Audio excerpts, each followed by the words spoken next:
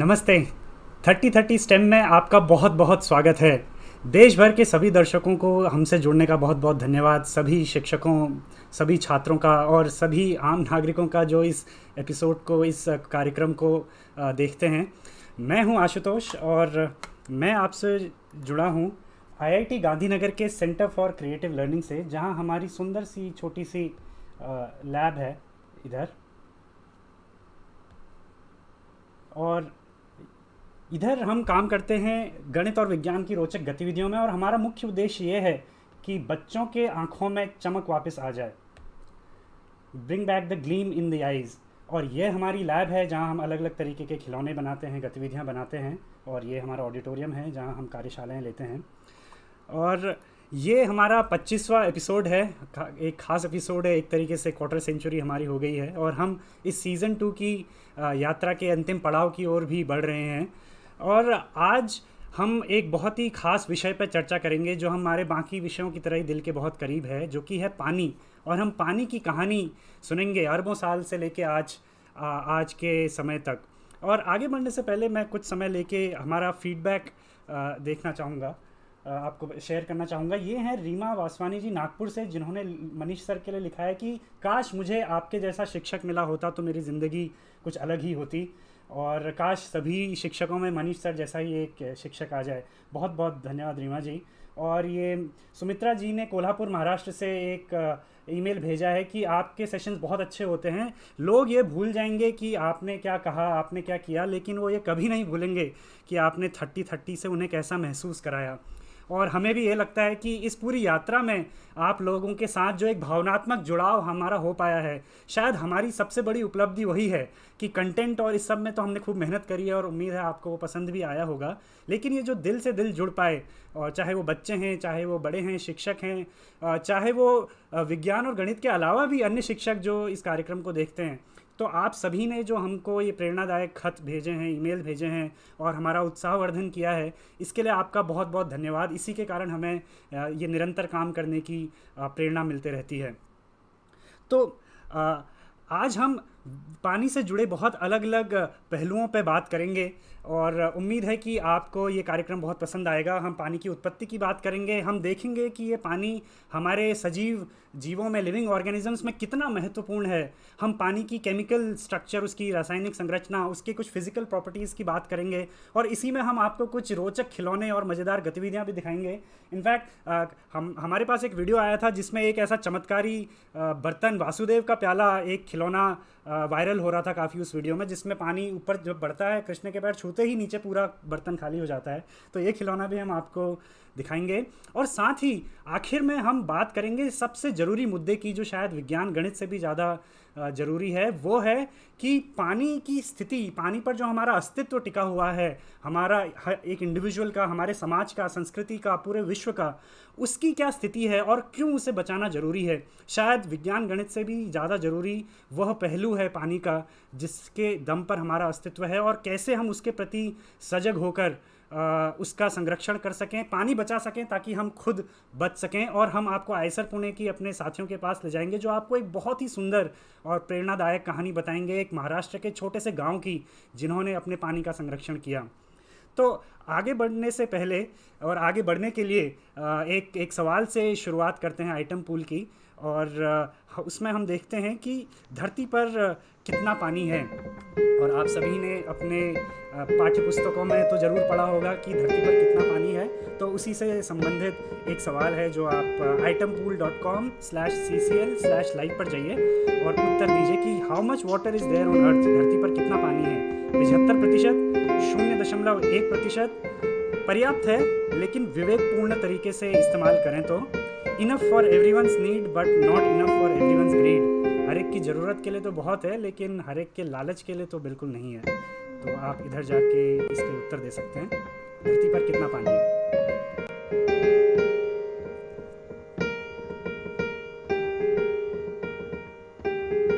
आइए इसका उत्तर देख लेते हैं।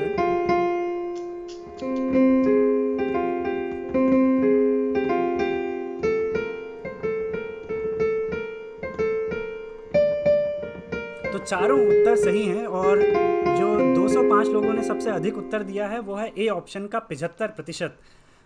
तो बिल्कुल ये एक काफ़ी रोचक सवाल भी है, काफ़ी आम सवाल भी है, लेकिन काफ़ी रोचक सवाल भी है। और उसके लिए मैं आपको पहले ये चित्र दिखाऊंगा और इस पर फिर हम बात करेंगे।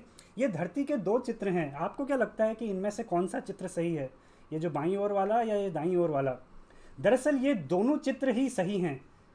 और अगर बाईं ओर के चित्र को देखें जो आप अपनी टेक्स्ट बुक्स में इंटरनेट पे देखते हैं, तो इसके हिसाब से धरती पर 75% या 70 से लेके 75% तक पानी है। और ये सरफेस एरिया के हिसाब से है कि धरती का कितना सरफेस एरिया पानी से घिरा हुआ है। लेकिन अगर आप ये दाएं साइड की फ़ोटो देखें तो ये एक नया नज़रिया देती है। दरअसल ये जितने भी समुद्र हैं, जितने भी बर्फ़ है, इन सबको अगर हम एक जगह इकट्ठा कर दें, जमा कर दें, तो वो सारा का सारा पानी सिर्फ ये जो छोटी सी बॉल है, ये छोटा सा गोला है, केवल इतना ही है। तो कई बार हमें लगता है कि धरती पर कितना पानी है, लेकिन देखा जाए तो धरती पर वो जो छोटा सा गोला आप इस तस्वीर पर देख पा रहे हैं, सिर्फ इतना ही पानी है। और इस तस्वीर के बारे में अगर मैं आपको कुछ और रोचक तथ्य बताऊं, तो ये जो गोला है इसका डायमीटर है लगभग 1300 किलोमीटर, और धरती का डायमीटर अगर आप देखें तो वो लगभग 13,000 किलोमीटर है। तो धरती का डायमीटर के हिसाब से जितना भी पानी है उसका वॉल्यूम का जो डायमीटर होगा, जो गोले का डायमीटर, वो 1/10 हिस्सा ही है, ऑलमोस्ट 1/10। यानी कि पानी की वॉल्यूम धरती के वॉल्यूम से 1/1000 गुना कम है, 1/1000 है। और इस हिसाब से वॉल्यूम अगर आप देखें तो वो 0.1% ही पानी है धरती पे, वॉल्यूम के हिसाब से अगर आप देखें। और इसमें जो और रोचक चीज़ है जिस पे ज़्यादा ध्यान देने की ज़रूरत है, वो है कि अगर आप ये बड़े गोले के बगल में छोटा सा गोला देखें,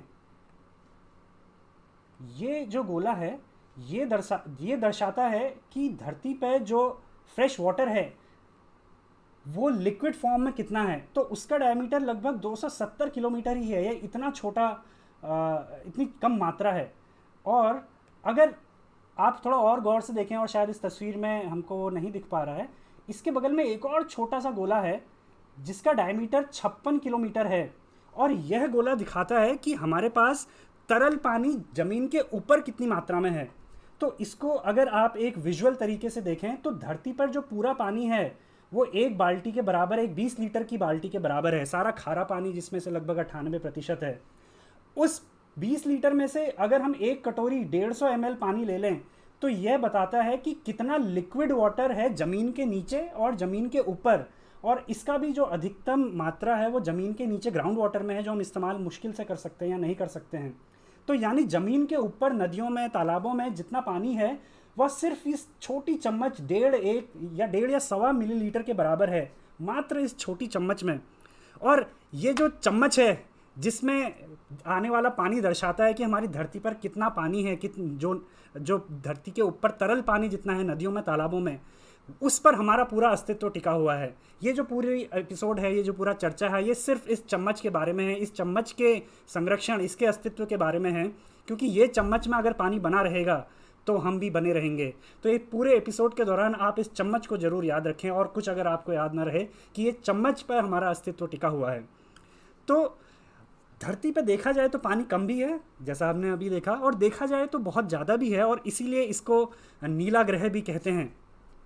तो एक सवाल वैज्ञानिकों के सामने उठा, और वो उठना लाजमी भी है, कि अगर हम अपने सौरमंडल में धरती के आसपास के ग्रहों को देखें, मर्क्यूरी, वीनस, मार्स, तो ये भी धरती के जैसे तो ठोस हैं, लेकिन इनमें तरल पानी, लिक्विड वाटर बिल्कुल नहीं है।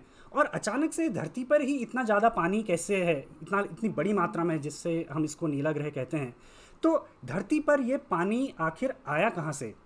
तो इसको जानने के लिए जो एक हिंट है, वो आप रात में जब आज बाहर जाएं और चाँद को देखें, तो चाँद के गड्ढों को जब आप देखेंगे, उसके क्रेटर्स को देखेंगे, तो उसमें एक हिंट छिपा हुआ है कि धरती का में जो पानी है वो कहाँ से आया। ये आपके सामने चंद्रमा की एक फ़ोटो है, और हम देख सकते हैं कि इसमें कितने दाग हैं, और ये उसकी एक क्लोज़अप फ़ोटो है जिसमें आप बहुत सारे क्रेटर्स देख सकते हैं।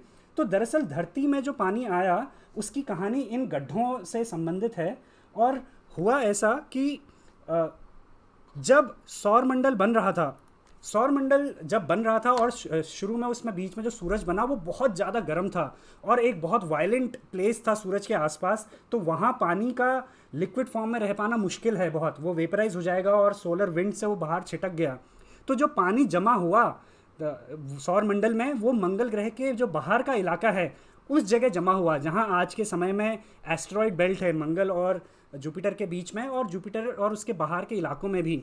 और वैज्ञानिक ऐसा मानते हैं कि ये जो बाहर के प्लैनेट्स थे उनकी ऑर्बिट्स थोड़ी नज़दीक थी शुरुआती दौर में, और एक समय ऐसा आया जब इनकी ऑर्बिट्स थोड़ी जब बाहर को हुई तो उनकी ग्रेविटी से डिस्टर्ब होके ये जो एस्टेरॉइड्स हैं जो आप इस पिक्चर में देख सकते हैं, इधर पे ये जो एस्टेरॉयड बेल्ट है, इन बड़े प्लैनेट्स की ग्रेविटी ने इन एस्टेरॉइड्स को धरती की तरफ फेंकना शुरू किया, मंगल पे, धरती पे, चाँद पे।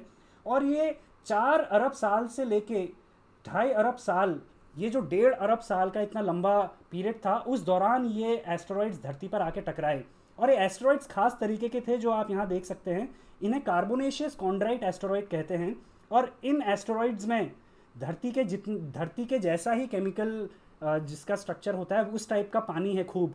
तो अरबों साल तक ये एस्टेरॉइड्स धरती से आके टकराए और धीरे धीरे इन्होंने अपना पानी यहाँ डिलीवर किया, जिस कारण से हमें इतना सारा पानी आज धरती पर मिलता है।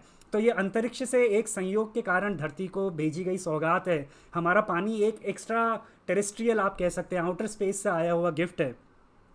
और पानी का धरती पर पहुंच तो गई इस एस्टेरॉयड के कारण, लेकिन पानी लिक्विड बना रहना भी दूसरी ज़रूरत थी, क्योंकि धरती पर अगर पानी आ गया और वो बना ना रहे तो उससे दिक्कत हो जाएगी। तो उसके लिए 2 चीज़ें और चाहिए पड़ती हैं। एक तो यह कि धरती हमारी बिल्कुल एक संयोग से एक स्वीट स्पॉट में है, जिसे हैबिटेबल जोन या गोल्डीलॉक जोन भी कहते हैं। यानी कि अगर धरती हमारी अभी की पोजीशन से थोड़ा अंदर होती तो इतना तापमान गर्म हो जाता कि पानी भाप बन जाता, और थोड़ी बाहर होती तो पानी जम जाता। हम बिल्कुल सही जगह पर हैं सौरमंडल में, हमारी ऑर्बिट में। और जो दूसरी चीज़ है वो है कि हमारी धरती इतनी बड़ी है कि उसके चारों तरफ एक वायुमंडल बन पाया, जिसका दबाव बहुत ज़रूरी है पानी का लिक्विड बने रहने में। अगर वो एटमॉस्फेयर ना हो और उसका दबाव ना रहे तो पानी बिल्कुल भाप बन के उड़ जाएगा। और ये चीज़ हम आगे भी चर्चा करेंगे जब हम पानी की फ़िज़िकल प्रॉपर्टीज़, केमिकल प्रॉपर्टीज़ की बात करेंगे कि प्रेशर का कितना ज़रूरी इसमें रोल है। तो धरती पर पानी आने की कहानी तो ये है, और ये काफ़ी रोचक कहानी है जो अरबों साल पहले हुई। और इतना सारा जो पानी धरती पर आया तो इसके कारण ही धरती पर जीवन शुरू हो पाया। सबसे पहली लाइफ फॉर्म्स पानी पर ही आई, पानी से ही बैक्टीरियाज और सिंगल लाइफ सेल्ड आए, जैसा हमने पिछले एपिसोड्स में देखा था। और इसीलिए हमारे जो लिविंग ऑर्गेनिजम्स हैं उनकी बॉडी में ये पानी बहुत ज़रूरी है। ऑलमोस्ट हमारा पूरा बॉडी के अंदर का, हम केवल पीने के लिए नहीं पानी ज़रूरी है, लेकिन हमारी बॉडी पूरी बनी ही पानी से है। तो चलिए, जो शुरू का हमारा सवाल था आइटम पूल का कि इंसान और केले में क्या समानता है, उस पर थोड़ी नज़र डालते हैं और देखते हैं कि हमारे शरीर में पानी का और सभी लिविंग ऑर्गेनिजम्स के शरीर में पानी की क्या महत्ता है। तो इंसान और केले में क्या समानता है, ये सवाल था। और इसका अगर हम उत्तर देखें, 349 350 लोगों ने एक आंसर पे क्लिक किया है। देखते हैं क्या उत्तर है। तो चारों उत्तर सही हैं, और ए सबसे ज़्यादा लोगों ने आंसर दिया है कि दोनों में पानी की मात्रा बराबर है 70%। और बाकी मज़ेदार ऑप्शंस हैं कि केले और इंसान दोनों झुंड में ही मिलते हैं। ये बी ऑप्शन 62 लोगों ने किया है। सी है कि दोनों अपने शरीर पर कपड़ा एक छिलका पहने रहते हैं। और डी है कि दोनों थोड़े टेढ़े होते हैं। तो डी लगभग 60 लोगों ने दिया है। तो जो 60 लोगों ने दिया है उनको सलाम, कि इंसान और केले थोड़े थोड़े टेढ़े होते हैं।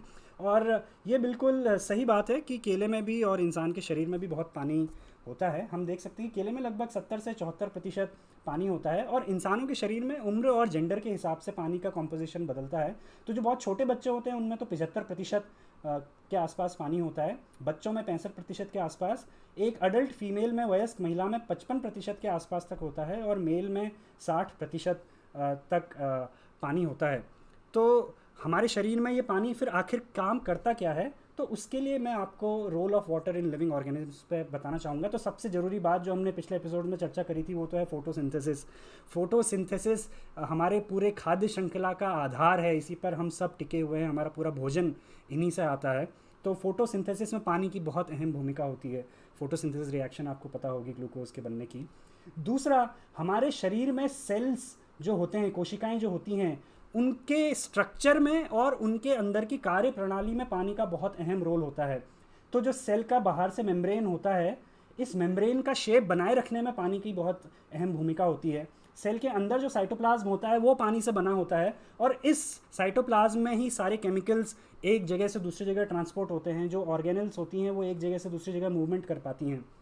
जो हमारे न्यूक्लियस में और सेल में जो डीएनए और प्रोटीन होता है, वैज्ञानिकों को पता चला है कि इनका जो खास स्ट्रक्चर है, डीएनए का डबल हीलिक्स और प्रोटीन्स का ये जो फोल्डेड कॉम्प्लेक्स 3D शेप है, ये इनका शेप ऐसा बिल्कुल परफेक्ट होना बहुत ज़रूरी है अगर ये अपना सही से काम करना चाहते हैं। और इनके इस शेप को बनाने में इनका पानी के साथ जिस तरीके का इंटरेक्शन होता है वो बहुत ज़रूरी है। पानी जैसे इनसे इंटरेक्ट करता है वो उनको मदद करता है ये खास 3D शेप लेने में। पानी बहुत ज़रूरी है ट्रांसपोर्ट के लिए। ये एक तरीके से एक बहुत बड़ी कुरियर सर्विस है हमारे शरीर में, जो खून को ट्रांसपोर्ट करती है, red blood cells, white blood cells, vitamins, hormones, nutrients, oxygen, carbon dioxide, waste material. तो ये सारा एक बहुत बड़ी ट्रांसपोर्ट जो प्रणाली है वो पानी के आधार पर ही संभव हो पाती है। पानी के कारण ही हम डाइजेशन कर पाते हैं। इनफैक्ट हमारे मुंह में जो सलाइवा, थूक होती है, उसका बहुत बड़ा हिस्सा 90-95% तो पानी से ही बना होता है। और एक्सक्रीशन, वेस्ट प्रोडक्ट निकालने में भी ये हमें मदद करता है। हमारी यूरिन तो पानी ही है। पानी टेम्परेचर रेगुलेट करने में मदद करता है सभी जीवों को। जो हमारे पसीना निकलता है तो वो काफ़ी हीट अब्जॉर्ब करता है, उसकी हीट कैपेसिटी काफ़ी ज़्यादा होती है, और हमारे शरीर के अंदर भी वो काफ़ी हीट जमा करे रहता है। तो इस कारण से जो लिविंग ऑर्गेनिजम्स हैं वो अपना टेम्परेचर रेगुलेट कर पाते हैं। हमारे जोड़ों के बीच में एक तरीके से लुब्रिकेंट का काम करता है, ग्रीस की तरह। ये जो पानी की परत होती है जोड़ों के बीच में, ये हमारे जोड़ अच्छे से काम कर पाते हैं। और एक रोचक और मज़ेदार बात कि ये जो माँ के गर्भ में बच्चा होता है, नवजात बच्चा, उसकी सुरक्षा करने के भी काम पानी आता है। वो जो एक एमनियोटिक फ्लूइड होता है उससे बच्चा घिरा रहता है। और हम कह सकते हैं कि हमारा जो पूरा जीवन है उसकी शुरुआत भी हम पानी से ही करते हैं। तो पानी पर ही हमारा जीवन शुरू हो पाता है। तो इतना सारा अहम रोल है पानी का हमारे शरीर में, हम लोगों के जीवन में। तो ये जो पानी का इतना अहम रोल है ये उसकी खास केमिकल प्रॉपर्टीज़ के कारण हो पाता है।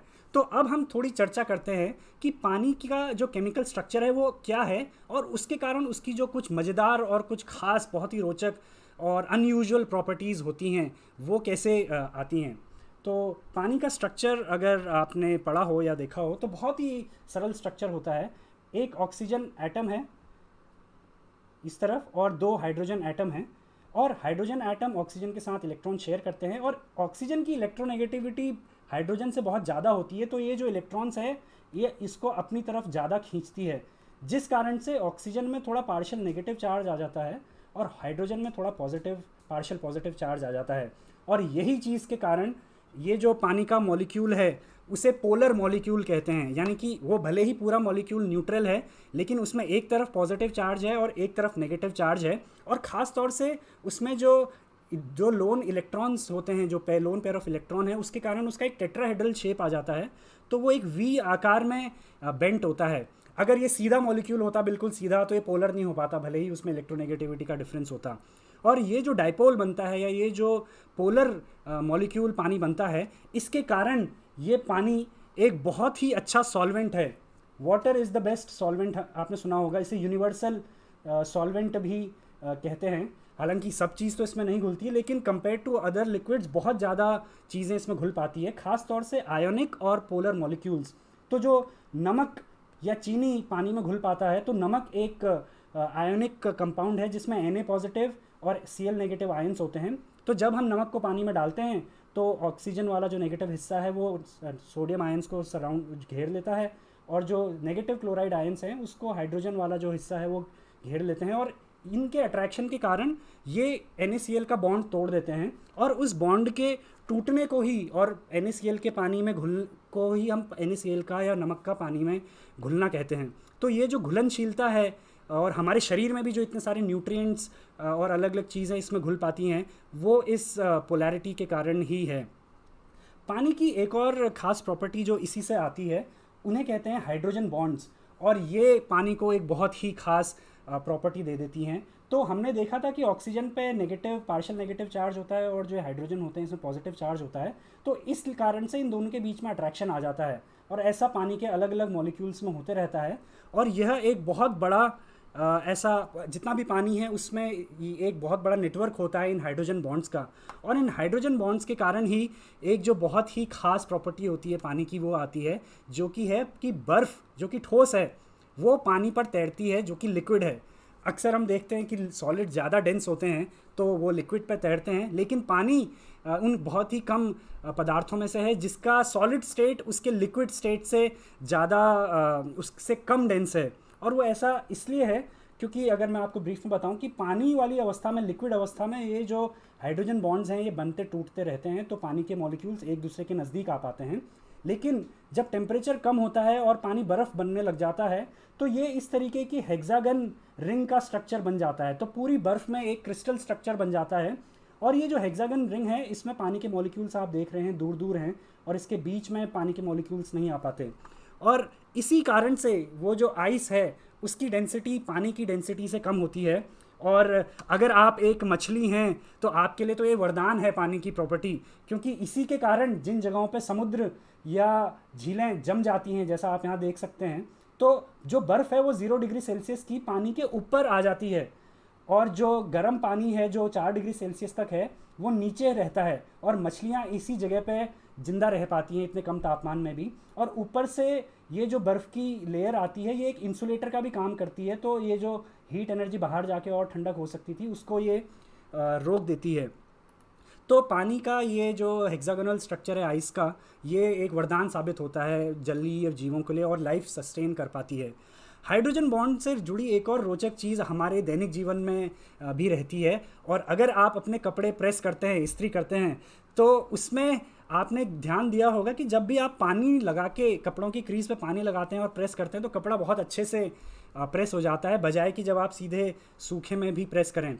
तो इसका राज भी ये जो हाइड्रोजन बॉन्ड्स हैं इसमें है। दरअसल जितने भी हमारे जैसे कॉटन की टी शर्ट है या लिनन के जो कपड़े हैं जो नेचुरल फाइबर से बने हैं, ये सेल्यूलोज से बने होते हैं। और सेल्यूलोज एक पॉलीमर है। तो आप देख सकते हैं कि यहाँ सेल्यूलोज में ये सेल्यूलोज का फॉर्मूला है, और इसमें इस तरीके की लंबी लंबी चेन्स होती हैं ग्लूकोज के सब यूनिट्स की, जो कि आप इधर दाईं तरफ देख सकते हैं।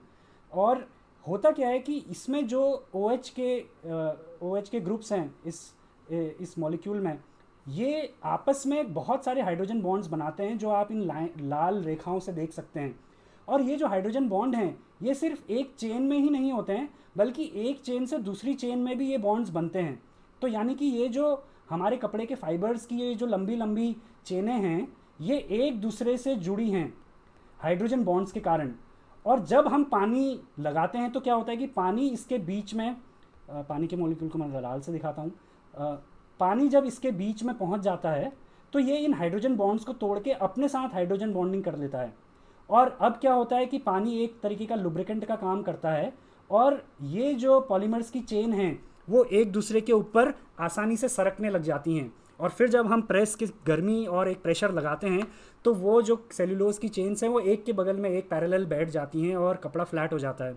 तो इस्त्री करने के पीछे भी हर दिन आप हाइड्रोजन बॉन्डिंग का करिश्मा देख रहे होते हैं, और हाइड्रोजन बॉन्डिंग के कारण ही हमारे कपड़े क्रीज हो पाते हैं। वैसे बिना क्रीज करे हुए कपड़े पहनने का भी प्रचलन है, आप वो भी ट्राई कर सकते हैं। तो पानी की कुछ ये खास विशेषताएं हैं। शुरू में हमने जब बायोलॉजिकल सिस्टम्स में पानी की बात करी थी, पानी के रोल की, तो हमने टेम्परेचर रेगुलेशन की बात करी थी कि पानी बहुत ज़्यादा हीट सोखता है। उसे पानी की स्पेसिफिक हीट कैपेसिटी कहते हैं। यानी कि पानी का अगर हम एक यूनिट मास ले लें, चाहे वो 1 ग्राम हो 1 किलोग्राम, उसका तापमान 1 डिग्री सेल्सियस बढ़ाने में कितना उसको हमको ऊर्जा देनी पड़ती है, तो यह ऊर्जा बाकी पदार्थों की तुलना में पानी की बहुत ज़्यादा या सबसे ज़्यादा होती है।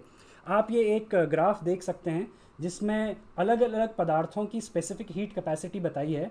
तो प्लास्टिक का सबसे पहले इधर दिखाया है, उसके बाद हवा है, फिर लोहा है, मिट्टी है, और ये पानी जो आखिर में है इसकी सबसे ज़्यादा स्पेसिफिक हीट कैपेसिटी है। और इस ज़्यादा हीट कैपेसिटी के कारण ही पानी का जो बॉइलिंग टेम्परेचर है वो भी काफ़ी ज़्यादा होता है। और ये जो स्पेसिफिक हीट कैपेसिटी है, इसका इस्तेमाल हम पानी का इस्तेमाल हम करते हैं चीज़ों को ठंडा रखने में। हम कूलर में भी इसको इस्तेमाल करते हैं। हमारे शरीर पे पसीना आता है तो हम ठंडा महसूस करते ही हैं। लेकिन पानी का जो उबलना है उसको हम थोड़ा और समझते हैं, और उसके लिए हमको बॉयलिंग की बात करनी पड़ेगी। तो अगला आपके सामने एक आइटम पूल का सवाल आएगा जिसमें आपको बताना है कि ये जो पानी है ये बॉयल कितने टेम्परेचर पर होता है। तो at what temperature does water boil, इसका उत्तर आप दीजिए। आपके ऑप्शंस हैं कि 25 डिग्री सेल्सियस, 50 डिग्री सेल्सियस, निर्भर करता है कि बॉइलिंग की क्या कंडीशंस हैं, बाहर प्रेशर कैसा है, या 100 डिग्री सेल्सियस, 120 डिग्री सेल्सियस। तो पानी किस तापमान पर उबलता है, इसका आप जवाब दीजिए और इस पर फिर हम आगे चर्चा करेंगे।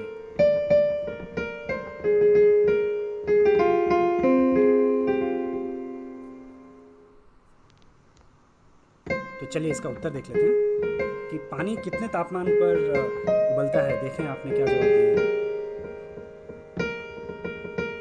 तो सही उत्तर है सी, जो कि 139 लोगों ने लिखा है कि depends on the conditions of boiling. और उस हिसाब से देखा जाए तो सारे उत्तर ही सही हैं। इस तापमान का ये जो खेल है और ये अलग अलग तापमानों पर भी उबल रहा है जो हमने इस सवाल में देखा, इस पे आने से पहले हम चर्चा करते हैं इवेपोरेशन और बॉइलिंग में फ़र्क क्या है। दरअसल कपड़े जब भी हम धो के बाहर लाइन में कपड़े हम सुखाने डालते हैं तो सूरज की गर्मी से आसपास हवा चलने से वो पानी तो भाप में बदल ही जाता है। तो इस इवेपोरेशन का बॉइलिंग से क्या लेना देना है और दोनों के बीच में अंतर क्या है। बॉइलिंग में तो हम इतना ज़्यादा ऊष्मा देते हैं, इतना ज़्यादा टेम्परेचर करते हैं और पानी खौलने लगता है। तो इवेपोरेशन में क्या होता है कि जो सरफेस के नज़दीक के जो पानी के मॉलिक्यूल्स हैं उनको जो हीट एनर्जी पानी की होती है, कुछ मॉलिक्यूल्स को थोड़ी बाकी मॉलिक्यूल से टकराने के बाद जो एनर्जी मिलती है तो वो सरफेस से बाहर आ जाते हैं, क्योंकि उनके ऊपर पानी नहीं है उन्हें दबाने के लिए, तो वो बाहर आ पाते हैं। और धीरे धीरे जो सरफेस के मॉलिक्यूल्स बाहर आते जाते हैं, इससे पानी भाप में बन जाता है और इसे इवेपोरेशन कहते हैं। लेकिन इवेपोरेशन में भी पूरा का पूरा पानी एक साथ वेपर फॉर्म में नहीं बनता, क्योंकि सारे मॉलिक्यूल्स की इतनी एनर्जी नहीं है। बॉइलिंग में क्या होता है कि बॉइलिंग में जब हम पानी को और एनर्जी देने लगते हैं तो जो पानी के मॉलिक्यूल्स की काइनेटिक एनर्जी बहुत बढ़ जाती है, और तापमान जैसे जैसे ऊपर को बढ़ता है और समुद्र स्तर पर हम 100 डिग्री सेल्सियस के पास जब पहुंचते हैं तो सारे पानी के मॉलिक्यूल्स की इतनी ऊर्जा हो जाती है कि वो वेपर फेज़ में जा सकते हैं। और इसीलिए हम देखते हैं कि पानी में खूब बुलबुले उठने लगते हैं। वो दरअसल पानी के अंदर जो पानी के मॉलिक्यूल्स थे वो वेपर में कन्वर्ट हो रहे हैं, और वो वेपर में कन्वर्ट होके बॉयल गैस बन रहे हैं, बुलबुला बन रहे हैं, और वो बुलबुला पानी से बाहर आ रहा है। और बहुत ही ख़ास बात ये होती है कि क्योंकि पानी को लिक्विड से गैस में बदलने के लिए हमको एनर्जी देनी पड़ती है, तो बॉइलिंग पॉइंट पे टेम्परेचर कांस्टेंट हो जाता है। आप कितनी भी गर्मी देते रहिए वो पानी का टेम्परेचर उतना ही रहेगा, क्योंकि जो पानी के मॉलिक्यूल्स हैं वो गैस फेज़ में बदल रहे हैं। और यह जो पानी का टेम्परेचर कांस्टेंट रहता है, इसको हमने एक एक्टिविटी की थी जिसको हमने रिकॉर्ड किया है, और मैं आपको ये वीडियो दिखाना चाहूँगा कि हमने यहाँ एक डिजिटल थर्मामीटर पानी में डाला है और पानी गर्म करना शुरू किया है। 36 डिग्री से शुरू हुआ और धीरे धीरे तापमान बढ़ रहा है, और आप देखेंगे कि लगभग 100 के आसपास पहुंचने पर ये पानी बिल्कुल उबलने लग गया, बिल्कुल उठ रहे हैं। पानी का तापमान लगभग कांस्टेंट हो गया है 98.6 के आसपास पहुंचने पर। तो ये पानी का तापमान बॉइलिंग पॉइंट पर पहुंचने पर कांस्टेंट हो जाएगा, आप जितनी भी उसको गर्मी देते रहिए। और अब आते हैं अपने जो सवाल पे कि पानी किस तापमान पर बॉईल होता है। दरअसल वो निर्भर करता है कि ऊपर कितना दबाव है। हमारे पिछले जो खाने का एपिसोड था उसमें आपने प्रेशर कुकर के विज्ञान के बारे में सुना था कि प्रेशर कुकर में तो पानी 120 डिग्री सेल्सियस पे बॉईल होता है, क्योंकि प्रेशर कुकर में हम प्रेशर इतना बढ़ा देते हैं। तो अगर हम इसका ठीक उल्टा करें कि प्रेशर घटा दें तो 100 डिग्री सेल्सियस से नीचे तापमान पर भी आप पानी उबाल सकते हैं। और ये एक बहुत सुंदर गतिविधि हमारे आईसर पुणे के साथियों ने करके भेजी है, जहां आप 100 डिग्री सेल्सियस से कम में पानी को उबाल सकते हैं। तो एक ग्लास में गुनगुना पानी है जो इन्होंने एक कांच की बोतल में डाला है, और फिर हम इस कांच की बोतल के ऊपर एक रबर कॉर्क लगा देंगे, और उस रबर कॉर्क में एक प्लास्टिक की ट्यूब बिल्कुल एयर टाइट करके हमने 7 mm की सिलिंडर से जुड़ी है। तो इस कॉर्क को जब हम कांच की शीशी पर लगा देते हैं तो ये इसका बाहर से हवा बिल्कुल नहीं जाती। और अब अगर हम इस सिरिंज को पीछे खींचेंगे तो अंदर का प्रेशर जो हवा है उसका प्रेशर कम हो जाएगा,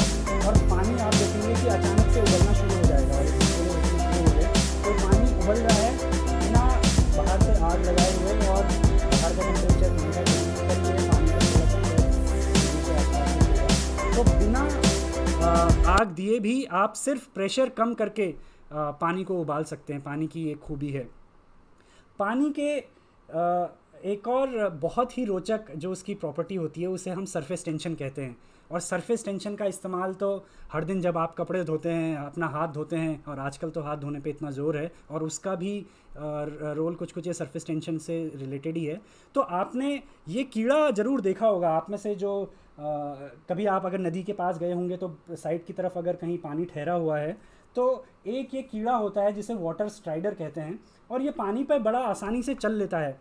हमने अपने बचपन में भी जब नदी में नहाने जाते थे गांव में तो उधर ये कीड़े को देखा था और बड़ा अचरज होता था कि ये कीड़ा ऐसा आखिर पानी में चल कैसे लेता है। कुछ लोग इसे जीसस बग्स भी कहते हैं। को कहानी है कि जीसस पानी पे चल पाते थे। तो इसका दरअसल जो उत्तर है वो सरफेस टेंशन में छुपा हुआ है। तो एक पानी का मॉलिक्यूल अगर आप पानी के अंदर देखें तो वो चारों तरफ से बाकी पानी के मॉलिक्यूल से घिरा हुआ है। तो ये जो सारे मॉलिक्यूल्स हैं ये इसे बराबर अपनी तरफ खींचते हैं। लेकिन सरफेस के पास के जो मॉलिक्यूल्स हैं इनके केवल नीचे की ओर ही पानी है, तो इसको केवल नीचे के मॉलिक्यूल्स खींचते हैं। तो पानी में इनको एक अंदर की तरफ फोर्स लगता है और इनके ऊपर कोई पानी के मॉलिक्यूल्स नहीं हैं। तो ऊपर पानी के मॉलिक्यूल्स नहीं होने के कारण ये एक दूसरे को काफ़ी स्ट्रांगली अट्रैक्ट करने लग जाते हैं, जिस कारण से पानी के ऊपर एक खींची हुई झिल्ली मेम्ब्रेन, आप सोचिए गुब्बारे का एक जो स्किन है वो कसा हुआ स्किन जैसा कुछ स्थिति बन जाती है, और इसी को हम सरफेस टेंशन कहते हैं। और सरफेस टेंशन से जुड़े काफ़ी सारे रोचक खिलौने होते हैं। तो जैसा हमने देखा कि ये कीड़ा पानी पे चल रहा था, ऐसे ही आप एक पेपर क्लिप को पानी पे तैरा सकते हैं। और पेपर क्लिप तो पानी से भारी होती है, लेकिन इस वीडियो में हम आपको दिखाते हैं कि पेपर क्लिप को भी आप पानी में तैरा सकते हैं। आप एक दूसरी पेपर क्लिप में स्टैंड बना के अगर उसको धीरे से रखेंगे तो आपकी ये पेपर क्लिप पानी पे तैरने लग जाएगी सरफेस टेंशन के कारण। और अगर आप एक लिक्विड सोप उंगली पे या एक लकड़ी पे रख के उसके नज़दीक छू भी दें तो उसकी सरफेस टेंशन एकदम कम हो जाएगी और वो जो पिन है वो डूब जाएगी। तो शायद जो हमारा कीड़ा है उसके नज़दीक भी अगर आप खुरापात वैसे ये नहीं करें, मगर अगर साबुन रखा जाए तो वो भी शायद डूब जाएं। इसी से रिलेटेड एक और मज़ेदार गतिविधि आप कर सकते हैं कि एक प्लेट लीजिए और उसमें पानी डालिए और ऊपर से कुछ काली मिर्च का पाउडर या हल्दी का पाउडर डाल दीजिए।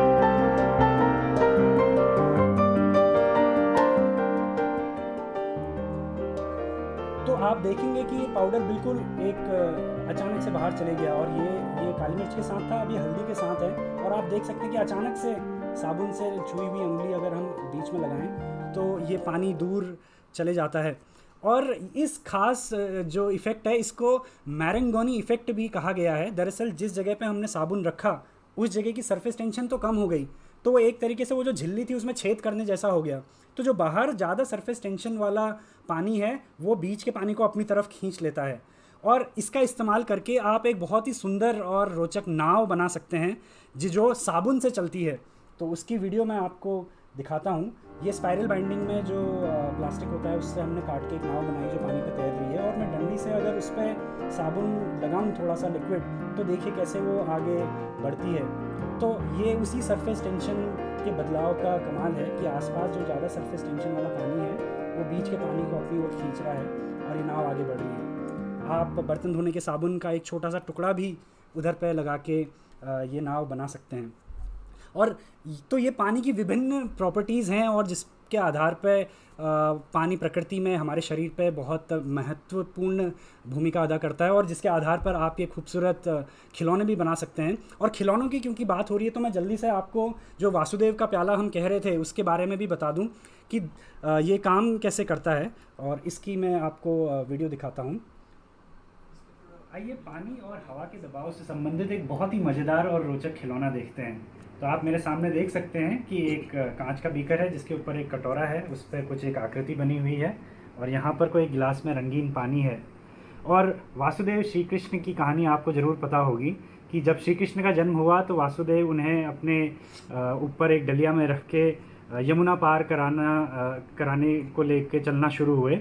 और श्री कृष्ण का जन्म देखकर यमुना की इच्छा हुई कि वो जाके उनके चरण स्पर्श करे, तो धीरे धीरे यमुना ने अपना स्तर बढ़ाना शुरू किया और वो उफान पर आने लगी। तो वासुदेव ने उनसे बोला कि हमारी जान खतरे में आ जाएगी आपका स्तर बढ़ने से, तो हमें आप आसानी से नदी पार करने दीजिए। तो यमुना ने बोला वो तो सही बात है, लेकिन मुझे श्री कृष्ण के चरण बस एक बार स्पर्श करने दीजिए, फिर मैं नीचे चले जाऊंगी। तो धीरे धीरे यमुना अपना स्तर ऊंचा करने लगती है और आप देख सकते हैं कि कैसे पानी ऊपर चढ़ रहा है। और जैसे ही यमुना श्री कृष्ण के चरण छूती है तो सारा का सारा पानी खुद नीचे आ जाता है और यमुना का स्तर नीचे चले जाता है श्री कृष्ण के चरण छूते ही। और आप देख सकते हैं कि अपने आप पूरा का पूरा प्याला खाली हो जाएगा।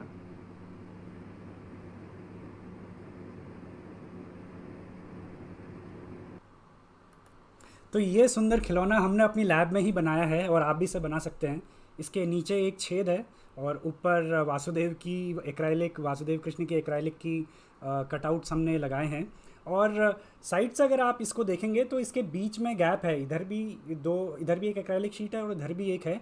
और इसके बीच में एक जो बेंडी स्ट्रॉ आता है प्लास्टिक का, वो हमने मोड़ के इसके बीच में लगाया है। और ये खिलौना आप इसका एक सिंपल वर्जन खुद भी बना सकते हैं। अगर आप एक बोतल लें और उसको काट दें और उसके बीच में ऐसे एक स्ट्रॉ लगा लें, इसको यहाँ से या अंदर से आप बिल्कुल एयर टाइट कर लीजिए इसका ढक्कन, और ये जो स्ट्रॉ है इसको मोड़ दीजिए और उसका एक सिरा खुला रहेगा। इसमें जब आप पानी डालेंगे तो क्या होगा कि जो पानी का लेवल है वो ऊपर को बढ़ेगा, और जैसे ही वो ऊपर के स्तर पर पहुंचता है तो वो इस तरफ के जो बेंड है उससे नीचे गिरना शुरू हो जाएगा। और फिर पानी का जो आपस में कोहेजन होता है और ऊपर से जो एटमॉस्फेरिक प्रेशर पड़ रहा है उसके कारण दोनों तरफ एक प्रेशर डिफरेंस क्रिएट हो जाता है और जो ये सारा का सारा पानी है वो यहाँ से नीचे गिरना शुरू हो जाएगा और तब तक गिरेगा जब तक कि वो पानी, ये जो खुला सिरा है, इस तक नहीं पहुँच जाता। तो वासुदेव का जो प्याला है ये दरअसल बहुत पुराना, इसे पाइथागोरियन कप भी कहते हैं या ग्रीडी कप भी कहते हैं, कि अगर आपको कोई पार्टी में ऐसे कप्स दे दे और बोले कि भाई इससे ज़्यादा जूस शरबत या मत लेना, और कोई उससे थोड़ा सा भी ज़्यादा लेगा तो वो पूरा शरबत नीचे गिरा देगा। तो ये आप खिलौना ज़रूर बनाइए। साथ ही एक और बहुत खूबसूरत खिलौना है जिसे लगभग 2000 साल पहले हिरोन या हीरो जिसे बोलते हैं उसने बनाया था। इसे हिरोन्स फाउंटेन कहते हैं। इसकी वर्किंग हम अपने डिस्क्रिप्शन में डाल देंगे, लेकिन मैं आपको इसका एक सुंदर सा वीडियो दिखाता हूँ कि कैसे इसमें ऊपर से एक फव्वारा निकलता है ग्रेविटी के अगेंस्ट, बिना कोई मोटर लगाए। आप इसमें थोड़ा सा पानी डाला और देखेंगे कैसे ऊपर से पानी निकलना शुरू हो जाता है। तो इसकी वर्किंग और इसको बनाने का तरीका भी हम अपने डिस्क्रिप्शन में डालेंगे। आप ज़रूर ये सारे खिलौने बनाइए, जो सरफेस टेंशन की एक्टिविटी है उसे कीजिए। और तो ये अभी तक हमारी चर्चा थी पानी की physical properties, chemical properties, astronomy की, पानी कहाँ से आया।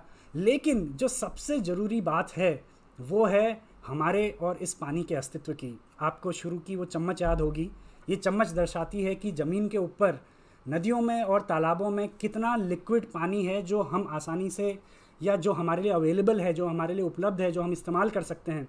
और अगर ये नहीं रहा तो ये सारी गणित, ये सारा विज्ञान, ये सारे खिलौने, हमारे अंतरिक्ष के जो अभियान हैं दूसरे ग्रहों के, ये सब धरे के धरे रह जाएंगे और उनका कोई अर्थ नहीं रहेगा। एक तरीके से देखा जाए तो ये दुखद भी है और हास्यास्पद भी है कि कहीं ना कहीं हमारे में अंदर एक रोमांच और एडवेंचर की फीलिंग है दूसरे ग्रहों में बसने की, जबकि एक बना बनाया सुंदर ग्रह हम पीछे छोड़ के जा रहे हैं जहाँ इतना सारा पानी है और जिसको हम बर्बाद कर रहे हैं, ख़राब कर रहे हैं, लेकिन हम दूसरे ग्रहों में पानी की तलाश कर रहे हैं। तो इस पानी के अस्तित्व को समझना बहुत ज़रूरी है और ये जो चम्मच थी इसका ध्यान रखना बहुत ज़रूरी है। तो अब मैं आपके सामने कुछ तथ्य पेश करना चाहूँगा कि हमारे देश में और इस दुनिया में पानी की क्या स्थिति है, और यह जानना हमारे लिए बहुत ज़रूरी हो जाता है क्योंकि कई बार हम वैज्ञानिक या जो तथ्य हैं, जो केमिस्ट्री है, जो फिज़िक्स है, उसमें फंस जाते हैं, लेकिन हमारे डेली लाइफ में, गाँवों में, शहरों में, हर जगह पानी से संबंधित जो मुद्दे हैं वो अक्सर अनदेखे रह जाते हैं। तो शुरुआत करते हैं इस ग्राफ से, जो कि काफ़ी चिंताजनक ग्राफ है। ये ग्राफ दिखाता है कि भारत में प्रति व्यक्ति हर साल कितना पानी अवेलेबल है। ये मीटर क्यूब में दिखाता है, जो कि आप 1000 से गुणा कर सकते हैं।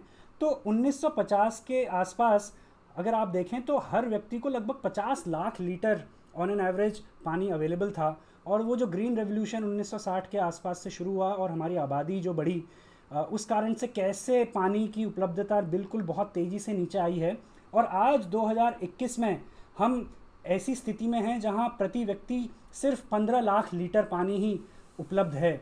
और आप देख सकते हैं कि हम एक वाटर स्ट्रेस्ड स्थिति में पहुंच गए हैं, यानी कि ऐसी स्थिति में आज हम हैं जहां पानी की बड़ी किल्लत हो रही है।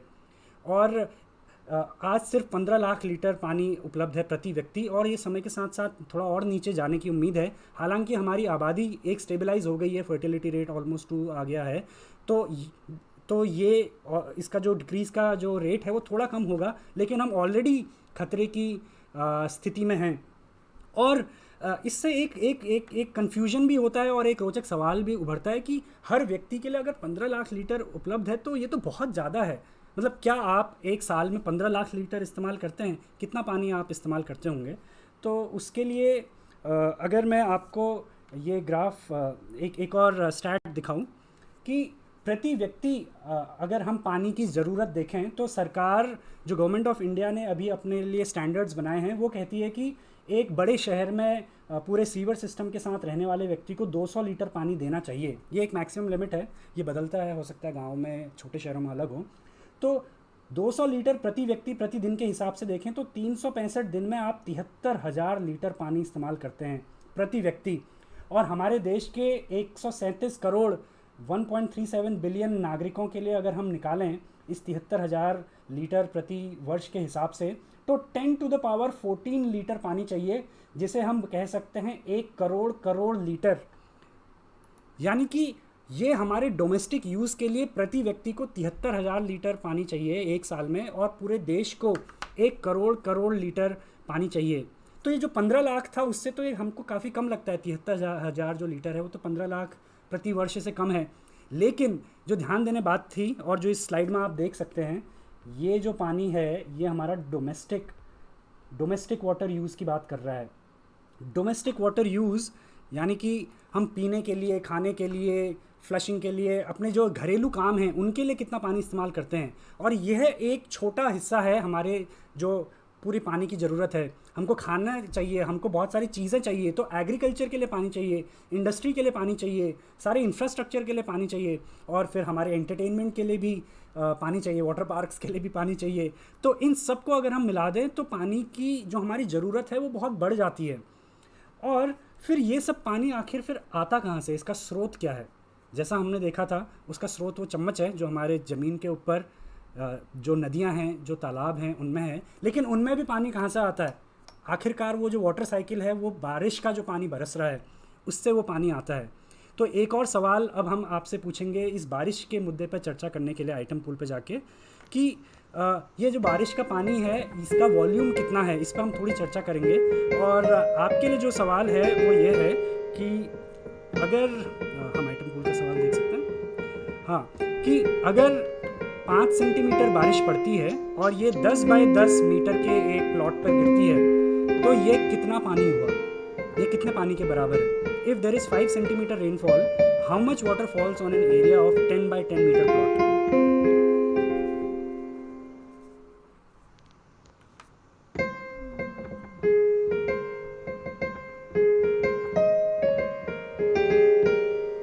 आप सोच लीजिए कि ये आपका ही अपना घर है, तो वो थोड़ा बड़ा होगा, 10 बाई 10 से बड़ा, लेकिन उसका एक उदाहरण अगर आप लें और आप अपने घर की भी कल्पना करें कि आपकी कोई छत पे जितना पानी गिरता है तो वो कितना पानी होगा अगर 5 सेंटीमीटर बारिश गिरी। तो चलिए इसका उत्तर देख लेते हैं।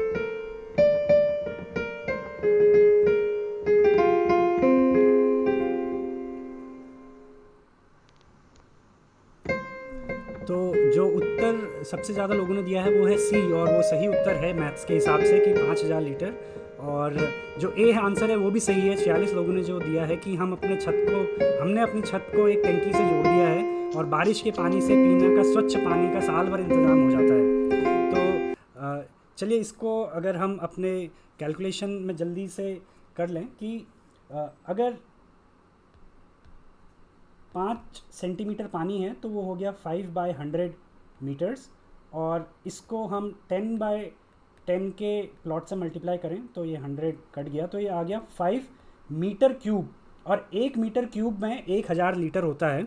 तो ये 5 सेंटीमीटर की जो बारिश होगी ये 10 बाय 10 के प्लॉट में 5000 लीटर के बराबर होगी।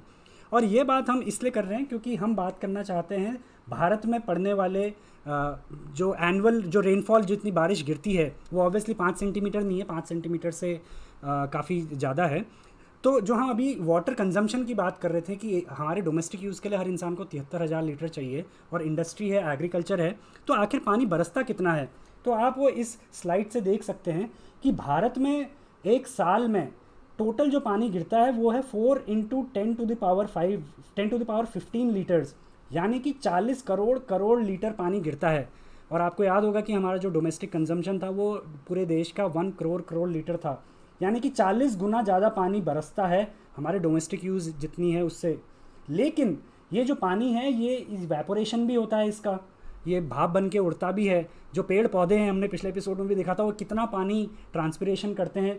तो ट्रांसपिरेशन को अगर हम हटा दें तो ये पानी आधा बचता है, और अवेलेबल जो फिर वो पानी है वो है 20 करोड़ करोड़ लीटर।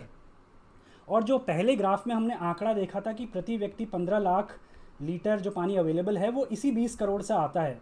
लेकिन ये 20 करोड़ वाला ये 20 करोड़ करोड़ लीटर जो पानी है ये भी हम पूरा इस्तेमाल नहीं कर सकते, क्योंकि पूरे देश में जहाँ जहाँ बारिश पड़ रही है हम हर जगह नहीं जा सकते। हर जगह की ज्योग्राफी अलग है, हर जगह के कंस्ट्रेंट्स अलग हैं। तो इसका भी लगभग आधा ही पानी हमारे इस्तेमाल के लिए है, जो कि हम यूटिलाइजेबल पानी कह रहे हैं, जो 11 करोड़ करोड़ लीटर के बराबर आता है।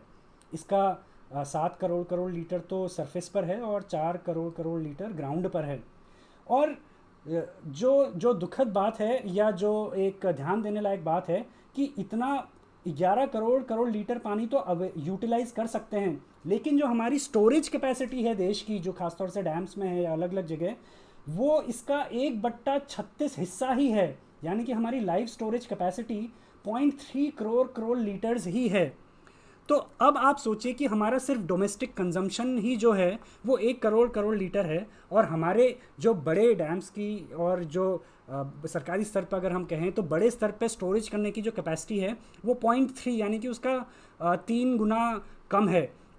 और फिर इंडस्ट्री को पानी चाहिए, एग्रीकल्चर को पानी चाहिए, तो ये सब पानी फिर आखिर आएगा कहाँ से? और देखा जाए तो हमारे लिए ये चम्मच का जो पानी है ये कम होते जा रहा है।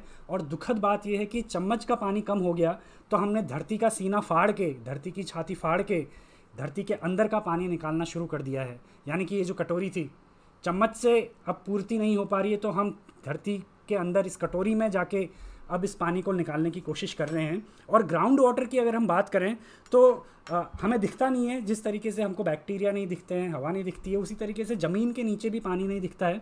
लेकिन अधिकतर जो फ्रेश वाटर है लिक्विड फॉर्म में वो ज़मीन के नीचे है। और इस ज़मीन के नीचे के जो ये ग्राउंड वाटर है इसका हमने बेतहाशा दोहन किया है, एक्सप्लॉयटेशन किया है। मैं कुछ आंकड़े आपके सामने प्रस्तुत करना चाहूँगा। और इनफैक्ट बारिश की अगर हम बात को थोड़ा सा कर लें तो जो हमारी टोटल जो बारिश है, आपको लग सकता है कि बारिश कम हो गई है, लेकिन जो टोटल रेनफॉल है हमारे देश का ये अभी भी लगभग सेम ही है। ये 1998 से 2018 का सैटेलाइट डेटा है। तो ये जो नीले इलाके आपको दिख रहे हैं ये वो जगहें हैं जहाँ हर साल 2 मिलीमीटर बारिश बढ़ते जा रही है, और जो लाल इलाके हैं वो ऐसी जगह हैं जहाँ हर साल 2 मिलीमीटर बारिश घटते जा रही है। तो आप देख लीजिए कि आप इस मैप में भारत में कहाँ रहते हैं और आपके जगह की बारिश के क्या आसार हैं। और एक जो बहुत ही चिंताजनक चीज़ हुई है वो ये है कि बारिश और ऑन द होल टोटल तो उतनी ही है, लेकिन कुछ जगह वो बढ़ रही है और कुछ जगह घट रही है, तो ये पैटर्न बदल रहा है। और एक जो चिंताजनक चीज़ हुई है वो ये है कि जो बारिश जितने दिनों में गिरती है वो दिन कम हो गए हैं। तो अगर 1000 लीटर 30 दिन में गिरता था तो अब वो कहीं ना कहीं 20 दिन में या 15 दिन में गिर रहा है। तो कम दिनों में जब वो गिरता है तो खूब भारी मात्रा में गिरता है, जिसे मूसलाधार बारिश हम कहते हैं। और जब खूब सारा पानी बहुत कम ड्यूरेशन में गिरता है और हमने ज़मीन में जो पेड़ों को काट दिया है, सीमेंट से भर दिया है, जहाँ जहाँ वाटर रिचार्ज होने की जगह थी वहाँ कंस्ट्रक्शन कर दिया है, तो वो पानी ज़मीन में रिस नहीं पाता है और बाढ़ के हालात आ जाते हैं। तो अब हम ऐसी स्थिति में पहुँच गए हैं जहाँ कुछ समय तो बहुत सूखा रहता है, जो हम अभी खबरों में भी देखेंगे, गर्मियाँ शुरू हो चुकी हैं, और फिर उसके अचानक बाद बहुत बाढ़ आ जाती है। फिर ऐसे शहर होते हैं जहाँ बिल्कुल पानी नहीं रहता है। और इस कारण से, क्योंकि हमारा ग्राउंड वाटर रिचार्ज नहीं हो पा रहा है, हम वो ग्राउंड वाटर का एक्सप्लॉयटेशन कर रहे हैं। और ग्राउंड वाटर की स्थिति अगर आप देखें तो कुछ चिंताजनक आंकड़े हैं। इंडिया दुनिया का पहले नंबर का देश है जो सबसे ज़्यादा ग्राउंड वाटर का एक्सप्लॉयटेशन कर रहा है। आप देख सकते हैं 250 क्यूबिक किलोमीटर, ये 2010 यानी कि 11 साल पहले का आंकड़ा है, अभी ये पिछले 11 सालों में बढ़ गया होगा। हम चाइना से और यूएस से भी आगे हैं, ऑलमोस्ट उनका डबल, दोनों का मिला के उनके बराबर। अ, हम एक साल में 2.5 करोड़ लीटर ग्राउंड वाटर निकाल रहे हैं। और ये जो ट्रेंड है ये 1950 के आसपास से अगर आप देखें तो ये लगातार बढ़ रहा है। ये इंडिया है ये, और ये यूएसए है, ये चाइना है। तो भले ही यूएस चाइना बहुत सारी चीज़ों में कंज्यूम करके पर्यावरण को बहुत नुकसान पहुंचा रहे हैं, लेकिन ग्राउंड वाटर के मामले में हमने सभी को पछाड़ दिया है। और ये भी 2010 का डेटा है, बट ये ट्रेंड दिखाता है। और इस लगातार हुए बेतहाशा एक्सप्लॉयटेशन के कारण ये जो मैप आप देख सकते हैं, इसमें लाल जगहें दिखाती हैं कि हमारे देश में कौन से इलाकों में ग्राउंड वाटर की बहुत ही विकट स्थिति, बहुत ही विकट संकट आ चुका है। ये क्रिटिकली डिप्लीटेड रीजन्स हैं जो आपको ये लाल दिख रहे हैं। और अगर आप ये सफ़ेद इलाके में हैं तो आप थोड़े खुशनसीब हैं कि आपके यहाँ अभी फ़िलहाल के लिए तो सेफ़ सिचुएशन है। 2015 में भी सरकार ने एक सर्वे किया था लगभग 14,000 कुओं का, और उन्होंने चिंताजनक स्थिति पाई थी कि सिर्फ 35% कुएँ ही हमारे देश के ऐसे हैं जिनका पानी का स्तर बढ़ रहा है, जो आप ये बाईं तरफ नीले में देख सकते हैं। 65% कुएँ ऐसे हैं हमारे देश में जिनमें पानी का लेवल घट रहा है, और 2 मीटर से भी ज़्यादा जो पानी का लेवल था, ये लगभग 6,000 कुओं में इतना पानी का लेवल गिरा। तो ग्राउंड वाटर के हिसाब से हम बहुत ही परेशानी वाली स्थिति में हैं, बहुत ही विकट स्थिति में हैं। और ये ग्राउंड वाटर आखिर इस्तेमाल कहाँ हो रहा है? तो ये हमारे डोमेस्टिक कंजम्पशन के लिए तो हो ही रहा है, ये साथ साथ एग्रीकल्चर के लिए भी हो रहा है, जैसा हम बात कर रहे थे। और अगर हम सेक्टर वाइज डिस्ट्रीब्यूशन देखें तो आप ये ग्राफ देख सकते हैं, इसमें जो 89% पानी है ये एग्रीकल्चर के इरिगेशन के लिए इस्तेमाल हो रहा है। तो मेजॉरिटी 90%, 89% पानी एग्रीकल्चर इरिगेशन में इस्तेमाल हो रहा है। 9% जो पानी है वो हमारे घरेलू इस्तेमाल के लिए हो रहा है। और ये ग्राउंड वाटर की हम बात कर रहे हैं कि ग्राउंड वाटर का 90% एग्रीकल्चर, 9% डोमेस्टिक यूज़, और इंडस्ट्री का जो बचा हुआ 2% है वो है। और रोचक बात यह है कि हमारे देश का पूरा जो कृषि का जो क्षेत्र है वो सिंचित नहीं है।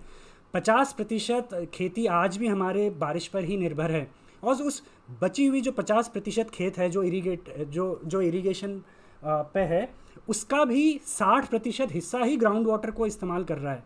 तो ये जो छोटा सा हमारा एग्रीकल्चर का जो इरिगेशन है, यही इतना सारा ग्राउंड वाटर इस्तेमाल कर रहा है। और यहाँ और तो ऑलमोस्ट ये 30% पूरा एग्रीकल्चर एरिया हो गया जो कि इतना सारा ग्राउंड वाटर इस्तेमाल कर रहा है। और ये हमारे लिए एक सोचने का विषय बन जाता है कि हम किस तरीके की फसलें अपने देश में किन इन जगहों पर उगाएं। और हर फसल में, क्योंकि पानी उसको सिंचाई करने में जो लग रहा है, क्या वो उस लोकल कंडीशन के हिसाब से सही है? क्या राजस्थान के फसल पंजाब के फसल जैसे ही, मध्य प्रदेश के फसल जैसे ही होने चाहिए? लेह लद्दाख के फसल क्या होने चाहिए, क्या खाने चाहिए? तो कहीं ना कहीं एक समाज के रूप में हमें ये सोचना पड़ेगा कि हम क्या खाएं और किस तरीके से हमारा एग्रीकल्चर का प्रबंधन हो, और क्रॉप्स किस तरीके से बनाए जाएं। और जो हम क्रॉप्स के वाटर फुटप्रिंट की बात कर रहे हैं, उससे पहले मैं आपसे एक सवाल पूछना चाहूँगा, क्योंकि अभी फसलों की बात हो रही है और फसलों में लगने वाले पानी की बात हो रही है। तो अगर आपका परिवार है, आप सोचिए कि आपके परिवार में आप 4 लोग हैं और आप एक दिन में 1 किलो चावल खाते हैं, तो 30 दिन में आपने कितना पानी कंज्यूम किया, ये आपका सवाल है। 4 persons in a family eat 1 kg rice. How much equivalent water is consumed in 30 days due to this? और इसका उत्तर हम देखें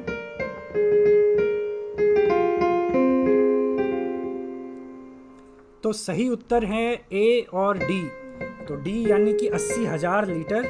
और एक सवाल है कि हम तो लद्दाख या कच्छ, सौराष्ट्र और राजस्थान के रहने वाले हैं, हमारे यहाँ पानी कम गिरता है, इसलिए हम ऐसा खाना खाते ही नहीं है जिसमें बहुत ज़्यादा पानी लगता है। तो ये भी बहुत अच्छा ऑप्शन है। जहाँ 97 लोगों ने उत्तर दिया 80,000 लीटर, सॉरी 102 लोगों ने, और 99 लोगों ने बोला कि हम ऐसा अन्न खाते नहीं हैं। और इसके लिए मैं आपको एक रोचक स्लाइड दिखाता हूँ।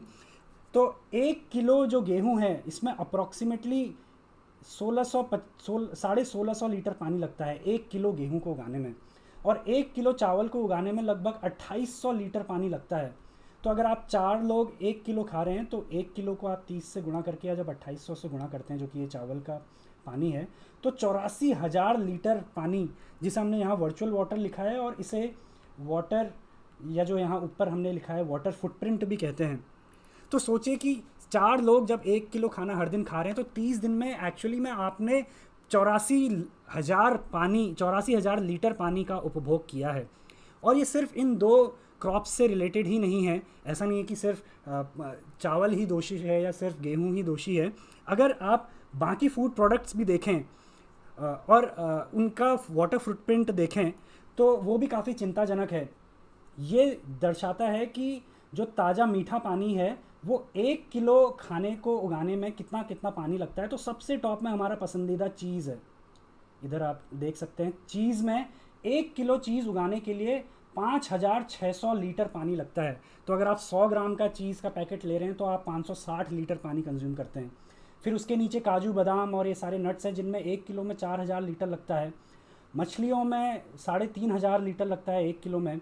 और उसके बाद अगर आप नोटिस करेंगे तो ये जो बीफ है, मटन है, एक और बीफ है, पोल्ट्री का मीट है, इन सब में काफ़ी पानी लगता है। चिकन में 1 किलो में 600-650 लीटर पानी लग रहा है, मटन में 1800 लीटर पानी लग रहा है। तो मीट प्रोडक्ट्स जो हैं वो अनफॉर्चुनेटली इन्वायरमेंट के लिए काफ़ी हानिकारक हैं, पानी की दृष्टि से भी और जैसा हमने पहले देखा था कार्बन डाइऑक्साइड एमिशंस की दृष्टि से भी। और राइस इसमें ग्लोबली अगर आप देखें तो 1 किलो को उगाने में 2200 लीटर इसमें लग रहा है। और नीचे अगर आप देखेंगे तो यहाँ मटर है जिसमें थोड़ा कम लग रहा है, हालांकि 400 लीटर है। टमाटर, मक्का, सेब, केला और जो सिट्रस फ्रूट्स हैं, आलू है और जड़े वाले जो और फसलें हैं, तो इनमें मीट प्रोडक्ट्स, चीज़ और इन सब से काफ़ी कम पानी लगता है।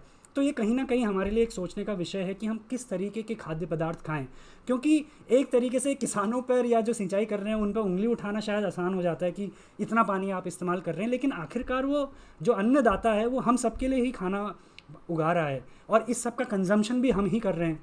तो यहाँ पर कोई ये सवाल थोड़े मुश्किल हो जाते हैं और ऐसा नहीं कि इसका मेरे पास कोई उत्तर है, लेकिन ये ऐसे कुछ मुश्किल सवाल हैं जो हमको सामूहिक रूप से सोचने पड़ेंगे, क्योंकि इस समाज में हम रहते हैं और हमें जीना है, भोजन का इस्तेमाल करना ही है।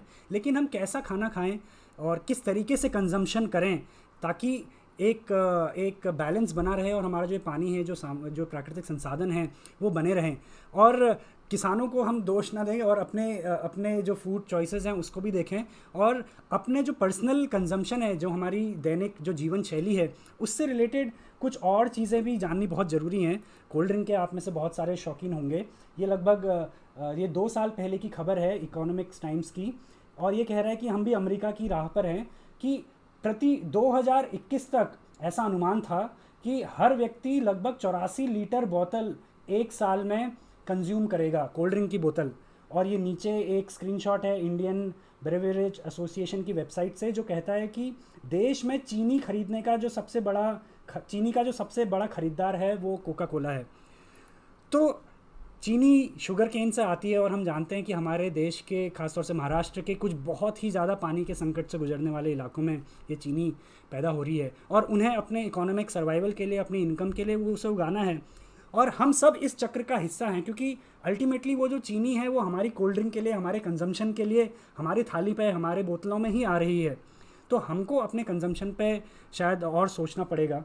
कंजम्पशन से रिलेटेड एक चीज़ हमने आपसे पिछले एपिसोड में भी बात करी थी और वो था कि हमारे कपड़ों में भी, इनफैक्ट हर चीज़ में पानी छुपा हुआ है। एक जीन्स को बनाने के लिए 7600 लीटर पानी लगता है। और ये सिर्फ केवल जीन्स की बात नहीं है, आप एक कॉटन की टी शर्ट ले लें तो उसमें 2600 लीटर पानी लगता है एक टी शर्ट को बनाने में। पॉलिएस्टर की टी शर्ट को बनाने में 350 लीटर पानी लगता है। तो फिर से ये सब मुश्किल सवाल है। हमें अगर हम जीना है तो कपड़े भी पहनने हैं, भोजन भी खाना है और हर एक में पानी लगना ही है। लेकिन जब हम कोई भी वस्तु खरीदें तो क्या हम थोड़ा रुक के सोच सकते हैं कि हमें इसकी कितनी ज़रूरत है, किस हद तक हम चीज़ों का उपभोग करें, क्या हम चीज़ों को रिपेयर कर सकते हैं, रीयूज़ कर सकते हैं। क्योंकि हर बार जब हम कोई नई जीन्स खरीद रहे हैं तो हम 7600 लीटर पानी ले रहे हैं, या एक कॉटन टी शर्ट ले रहे हैं तो 2600 लीटर पानी ले रहे हैं। तो शायद जो गांधी जी कहते थे उतना ही कंज्यूम करें जितनी ज़रूरत है, या उतने ही पैर फैलाएं जितनी हमारी चादर है। और एक और बहुत ही रोचक और दुखद या परेशान करने वाला जो तथ्य इस एपिसोड की रिसर्च के दौरान मुझे पता चला, वो था इस आरओ के बारे में। और मेरे भी घर में है ये आरओ, कुछ साल पहले लगाया था, लेकिन मुझे याद है कि बचपन से लेके कुछ साल पहले तक हम इस तरीके का फ़िल्टर इस्तेमाल करते थे, जिसमें ऐसी ये सिरेमिक की 2 रॉड्स होती थी और ये बिना बिजली के पानी फ़िल्टर करता था। लेकिन हम सभी को जो एक भय है कि पब्लिक वाटर सिस्टम उतने सेफ़ नहीं हैं, बीमार तो नहीं हो जाएंगे, और फिर एक बाज़ार आपको शुद्ध पानी, उसमें सारे मिनरल्स हट जाने चाहिए, ये एडवर्टाइजमेंट बेचता है, तो हम सब ने शायद अपने घरों में आरओ लगा लिया है। लेकिन एक चीज़ जो हमने अपने घर में, मैं उत्तराखंड का हल्द्वानी का रहने वाला हूँ, हमने पहले दिन से जो चीज़ करी थी, और बचपन से हमें पानी बचाने की आदत थी, क्योंकि शुरू में तो घर के अंदर नल में पानी नहीं आता था, हम जरकिन में भरने बाहर लाते थे, मम्मी पापा हम सब छोटे बच्चे छोटे गैलन लेके, तो शुरू से पानी बचाने की आदत थी। तो जब ये आरओ भी लगाया तो जो उसका पानी आता है, जहाँ से पानी बहता है, उसको हम बाल्टी में लगाते हैं।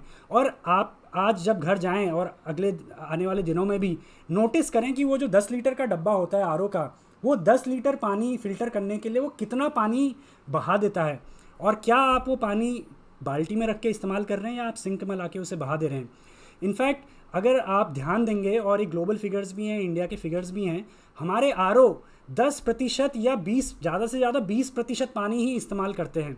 तो अगर आप एक मैक्सिमम एफिशिएंसी का आरओ ले लें, तो वो 10 लीटर पानी को फ़िल्टर करने के लिए 50 लीटर पानी, लगभग 2.5 बाल्टी पानी बर्बाद कर देता है। और अगर आप उस पानी को बाल्टी में जमा नहीं कर रहे हैं और सिंक में आपने पाइप छोड़ रखा है, तो वो पानी पूरा बह गया। और दिन में अगर आप 2-3 बार आरओ का इस्तेमाल कर रहे हैं, तो आप सोच लीजिए कि 150 या 100 लीटर पानी हमारा बर्बाद हो जाता है। तो क्या हम सोच सकते हैं इस बारे में? और ये जो स्लाइड में नीचे आपको एक खबर दिखी, ये भी बड़ी ज़रूरी है कि जो नेशनल ग्रीन ट्राइब्यूनल है, सरकारी संस्था, उसने सरकार से बोला है कि जिन भी जगहों में 500 मिलीग्राम प्रति लीटर से कम डिज़ोल्व्ड सॉलिड्स हैं, उन जगह पर आरओ को बैन कर दिया जाए, क्योंकि ये पानी को पूरा डीमिनरलाइज कर दे रहे हैं। दरअसल पानी गंदा हो तो अशुद्धियाँ हैं, लेकिन पानी में नेचुरली मिनरल्स घुले हुए होते हैं। और जैसे पेड़ पौधों को नाइट्रोजन, फास्फोरस, पोटेशियम के अलावा भी और मिनरल्स चाहिए होते हैं, माइक्रोन्यूट्रिएंट्स, वैसे ही हमें भी और खाने के अलावा चीज़ें चाहिए होती हैं। खाने से हमें कैल्शियम, मैग्नीशियम मिलता है, वो हमें पानी से भी मिलता है। तो आरओ अक्सर कैल्शियम, मैग्नीशियम को बहुत ज़्यादा हटा देते हैं, और ऐसा डीमिनरलाइज वाटर काफ़ी हानिकारक है। तो एनजीटी ने बोला है कि जिन भी जगह पे 500 मिलीग्राम प्रति लीटर से कम डिज़ोल्व सॉलिड्स हैं, उन जगह पे आरओ की ज़रूरत नहीं है और वहाँ बैन किया जाए। और कंपनीज़ पे ये प्रेशर हो कि वो अपना वाटर रिकवरी रेट ये 10 या 20% से बढ़ा के 60% करे, लेकिन 100% करने की जो जिम्मेदारी है वो हमारी है, और इस बारे में हमको सोचना पड़ेगा। तो ये कुछ तथ्य थे पानी की स्थिति को लेके, हमारे अपने कंजम्पशन को लेके, और ये कुछ मेरी अपनी चिंताएं हैं, हमारी चिंताएं हैं जो मैंने आपके साथ शेयर करी। ऐसा नहीं है कि इसका उत्तर मेरे पास है या मैं इन सब चीज़ों से अछूता हूँ या मैं किसी पर उंगली उठा रहा हूँ, लेकिन ये कुछ मुश्किल सवाल हैं जो हमें खुद से पूछने पड़ेंगे और इस पर सामूहिक चर्चाएँ करनी पड़ेंगी। और अक्सर जब हम ये परिस्थिति को देखते हैं तो शायद हताशा या निराशा भी हो जाती है, क्योंकि हम वाकई में संकट में भी हैं। लेकिन इसी हताशा निराशा के बीच कुछ ऐसे लोग हैं जो पानी बचाने का काम कर रहे हैं। ये जो चम्मच है और ये जो हमारी कटोरी है, ये पानी से लबालब भरे रहें, हमारे लिए भी और हमारे आने वाली पीढ़ियों के लिए भी। ऐसे कार्य के लिए लोग देश भर में, दुनिया भर में जुटे हुए हैं कि ये पानी का संरक्षण कैसे हो। और ऐसे ही एक बहुत ही प्रेरणादायक कहानी महाराष्ट्र के एक छोटे से गांव की है, और ये गांव हमारे आयसर पुणे के साथी, जो सीनियर साथी अशोक रुपनेर जी हैं, उनके गांव की कहानी है। तो मैं आपको ये सुंदर सी कहानी सुनाने के लिए आयसर पुणे ले चलता हूं, और सुनते हैं अशोक रुपनेर जी के गांव की कहानी। हेलो एवरीवन, मेरा नाम है अशोक रुपनेर। मैं आपके साथ बात कर रहा हूँ science activity centre IISER Pune से। यहाँ हम बच्चों के लिए, टीचर के लिए बहुत अच्छे एजुकेशनल रिसोर्सेज बनाते हैं। यहाँ हम बहुत वर्कशॉप भी लेते हैं। लेकिन आज मैं आपके साथ बहुत इंटरेस्टिंग स्टोरी बताने वाला हूँ, और ये स्टोरी है मेरे गांव का, विलेज सुरोडी। महाराष्ट्र में अहमदनगर डिस्ट्रिक्ट में एक छोटा सा विलेज है। यहाँ का पॉपुलेशन है लगभग 750, और वहाँ का टोटल लैंड भी देखा तो वो भी बहुत कम है, 700 हेक्टर्स। मतलब हर आदमी के लिए an average 1 Hector land available है।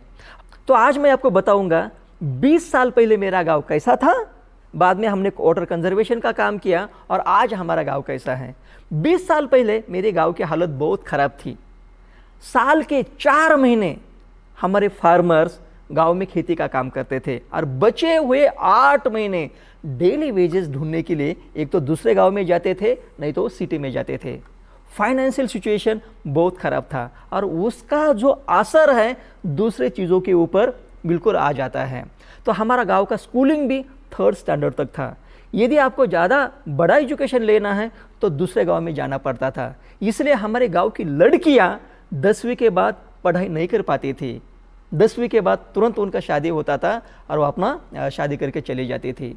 और ये सिचुएशन बदलने के लिए हमने सोचा कि हमारा गांव का लैंड बहुत फर्टाइल है, लोग भी बहुत हार्ड वर्किंग हैं, लेकिन इसका जो समस्या है पानी का है।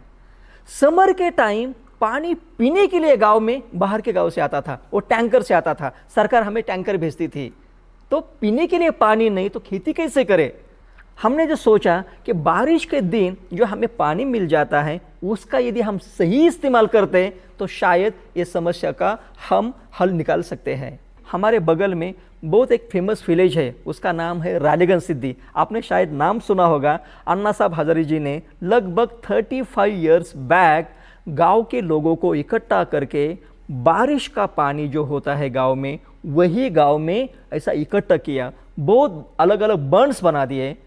इस प्रोग्राम को बोलते हैं वाटर कंजर्वेशन प्रोग्राम या वाटर से डेवलपमेंट प्रोग्राम। उसका सिंपल डेफिनेशन होता है कि जो बारिश के दिन बहने वाला पानी है उसे चलने को बोलो, वो जो चलने वाला पानी है उसे रुकने को बोलो। वो रुकने वाला पानी ज़मीन में सीपेज हो जाता है और वो आजू बाजू के जो वेल है वह पानी अपने आप मिल जाता है। So this is the basic principle behind the water से डेवलपमेंट प्रोग्राम। और हमने देखा कि लगभग 35 इयर्स बैक रालेगन सिद्धि का जो सिचुएशन था बिल्कुल आज वैसा हमारा सिचुएशन है। और रालेगन सिद्धि में जो समस्या थी पानी की वो उसने वाटर कंजर्वेशन के तरीके से कैसी सॉल्व की थी। तो हमें लगा कि वैसा ही काम हमारे गांव में होना चाहिए। तो हमने क्या किया कि ये काम करने के लिए लोगों को मोटिवेट कैसे करें। तो हमने गांव में एक ग्राम सभा बुलाई, बहुत लोगों को इकट्ठा किया। उसमें महिला थी, बच्चे थे, बूढ़े थे और सभी को लेके ग्राम सभा में हमने ऐसा तय किया कि सभी को लेके रालेगन सिद्धि देखने को जाना चाहिए। वो सभी को हम लेके गए फिर और वहाँ पूरे घूम के देखा कि कहाँ कहाँ कैसे कैसे वह बर्न्स बना दिए हैं, ये हमने पूरा देखा। और बाद में फिर आने के बाद हमने और एक विलेज देखा हमारे गांव के बगल में, और दूसरा एक विलेज है उसका नाम है हिवरे बाजार। वहाँ भी बहुत अच्छा वाटर कंजर्वेशन का काम हुआ है। हमारे पास ये 2 रोल मॉडल थे। तो हमने सोचा कि हमारे गाँव में भी हम ऐसा कर सकते हैं। खाली रहा लोगों को मोटिवेशन कैसा करना। तो बहुत हमने ग्राम सभा ली, बहुत डिस्कशन भी किया, बहुत विलेजेस भी देखे और बाद में शुरू किया कि हमारे गांव में वाटर से डेवलपमेंट का प्लान कैसा बनाए। हिस्टोरिकली देखा तो हर सिटी या हर विलेज कोई एक नदी के किनारे बैठा हुआ होता है, नहीं तो एक छोटे नाले के बाजू में बैठा हुआ होता है। मतलब वहाँ पानी का तो है कुछ ना कुछ सोल्यूशन, लेकिन बारिश कम होने के बाद कुछ दिन पानी मिलता है, बाकी के दिन पानी नहीं मिलता। तो हमने सोचा कि गांव का ऐसा मैप बना दो कि कहाँ का पानी का फ्लो होने के मार्ग है और वो मार्ग के ऊपर ऐसे छोटे छोटे बर्न्स लगा दो। अभी मेरे पीछे जो आप बर्न देख रहे हैं ना, उसमें से एक है। हमने ऐसे लगभग 35 बर्न्स लगा दिए। कुछ मिट्टी के बर्न्स है, कुछ सीमेंट के बर्न है। गवर्नमेंट का भी बहुत सपोर्ट हमें मिल गया। तो पूरा गाँव का जो पानी था वो गाँव में रुक गया। और गांव का पानी गांव में रुकने के बाद जो हमारे जो वेल होते हैं जो ट्रेडिशनल हमारे गांव में थे उसमें बहुत वाटर लेवल बढ़ गया और वही पानी हमने इस्तेमाल किया खेती के लिए। पहले हमारे गांव में एक क्रॉप बनता था, अभी हमारे गांव में 3 क्रॉप बनते।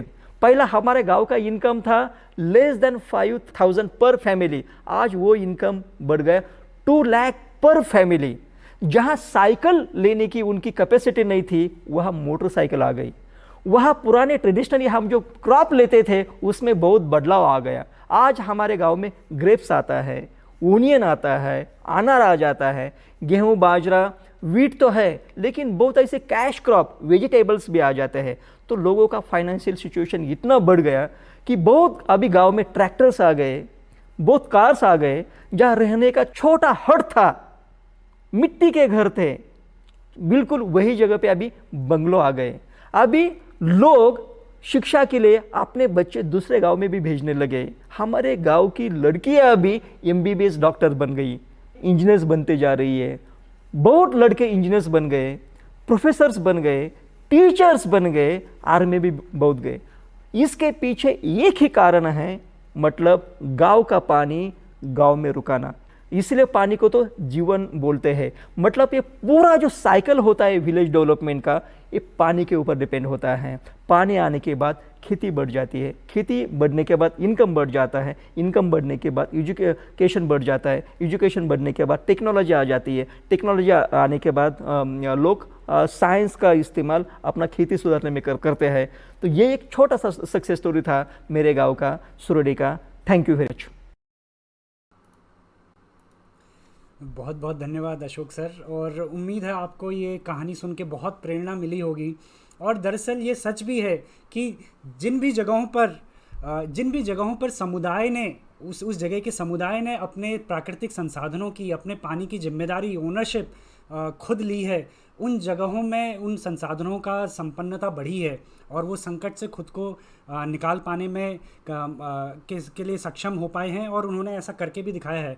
और आप आखिर में मैं आपको अनुपम मिश्रा जी के बारे में बताना चाहूँगा। और ये जो अशोक सर अभी हमको संरक्षण की कहानी बता रहे थे, आखिरकार ये उन लोगों ने किया जिनको ये वाटर के मॉलिक्यूल की chemistry, physics, surface tension, dipole moment या पानी कहाँ से आया, एस्ट्रोनॉमी, इनकी कोई समझ नहीं थी। इनफैक्ट सदियों से हमारे जो पूर्वज हैं जिन्होंने पानी का संरक्षण किया, वो अनपढ़ लोग थे, अशिक्षित लोग थे, जिन्होंने किताबें शायद नहीं देखी हों, लेकिन उन्हें उस चम्मच की और उस कटोरी की महत्वता पता थी। उन्हें पता था कि हमारा अस्तित्व इसी पर टिका है।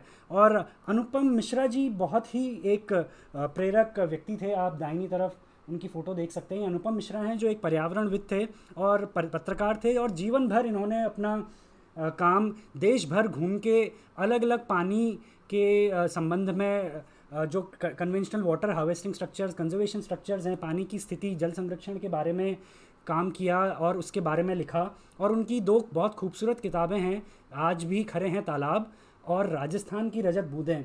और वो बताते हैं कि ये जो सारे ट्रेडिशनल वाटर स्ट्रक्चर्स बनाए और जिनके कारण आज हमारे पास पानी है, वो इन सब अनपढ़ इंजीनियरों ने बनाए, जो आप ये फ़ोटो में देख सकते हैं। हमारे देश के ऐसे ही बुज़ुर्ग और जवान जो पढ़े लिखे तो नहीं हैं, लेकिन जो प्रकृति की महत्ता जानते हैं। और इन इंजीनियर्स ने, ये राजस्थान के जैसलमेर वाले इलाके की फ़ोटो है जहाँ एक साल में लगभग 16 या 20 सेंटीमीटर ही पानी गिरता है, लेकिन इन्होंने इस तरीके के कुंड या टाँके बनाए जो कि पानी की हर एक बूंद को अपने में सिंचित करते हैं। अपने घर में 15-15 फुट के टैंक्स बनाए।